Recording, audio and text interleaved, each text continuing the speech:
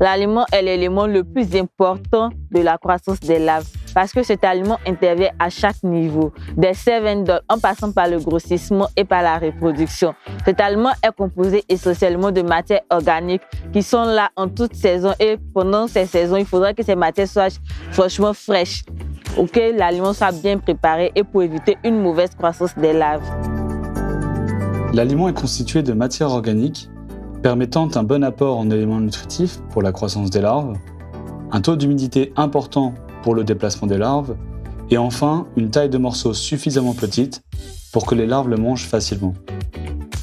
Concernant le matériel nécessaire, vous aurez besoin de bassines Bagbo, d'une balance, d'une broyeuse ou tout autre équipement vous permettant de transformer les déchets en une pâte, et enfin un malaxeur ou tout autre équipement vous permettant de mélanger. Le but est de déterminer la bonne recette de l'aliment en fonction des matières à votre disposition dans votre zone géographique pour être assez nourrissant pour les larves et avoir une bonne texture. On appelle matières premières les matières organiques qui vont être préparées pour faire l'aliment, qui servira de nourriture aux larves. On privilégie les matières organiques soit végétales, comme les pelures, les fruits ou les légumes trop mûrs ou gâtés, le son de riz ou le blé ou pain sec, soit les matières organiques animales, les restes de viande ou de poisson.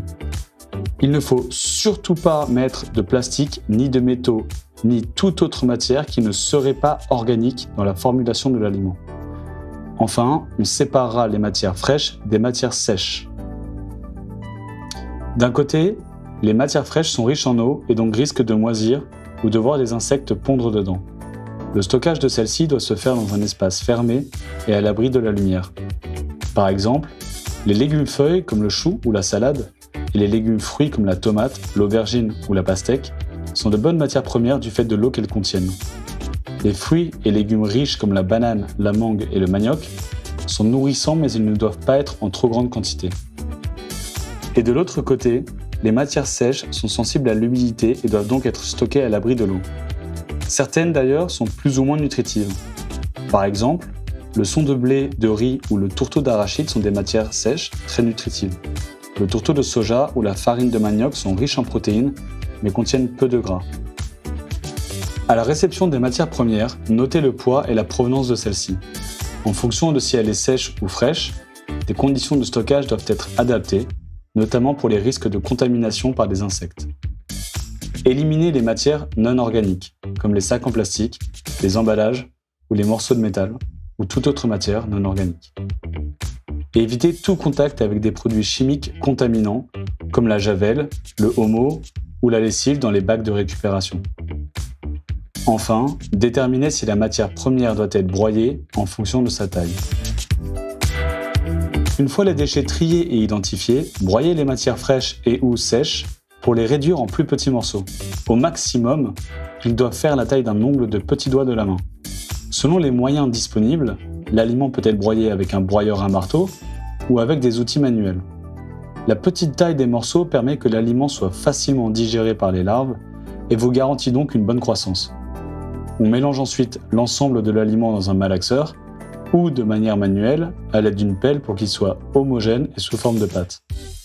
L'aliment idéal est un mélange des matières fraîches et sèches, bien homogène, pour que les larves puissent bien bouger à l'intérieur, mais également pour qu'ils sèchent assez à la fin du cycle de grossissement. L'important, c'est la texture finale, ni trop liquide, ni trop sèche. Le taux d'humidité de l'aliment doit être compris entre 60 et 80%. Pour savoir si c'est bon, on fait le test de la boule. Il consiste à faire une boule en pressant une poignée d'aliments dans la paume de main. Si la boule s'effrite, cela indique un aliment trop sec. Si la boule est collante et ne se tient pas, alors l'aliment est trop humide.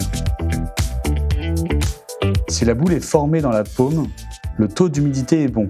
Elle doit se former sans s'effriter. Si le taux d'humidité n'est pas bon, on l'ajuste, soit en égoutant l'aliment broyé, soit en agitant de la matière sèche, dans le cas où l'aliment est trop humide. Si, à l'inverse, l'aliment est trop sec, on y ajoute de l'eau. Pour assurer un bon suivi, il est essentiel d'enregistrer précisément les informations liées à l'aliment.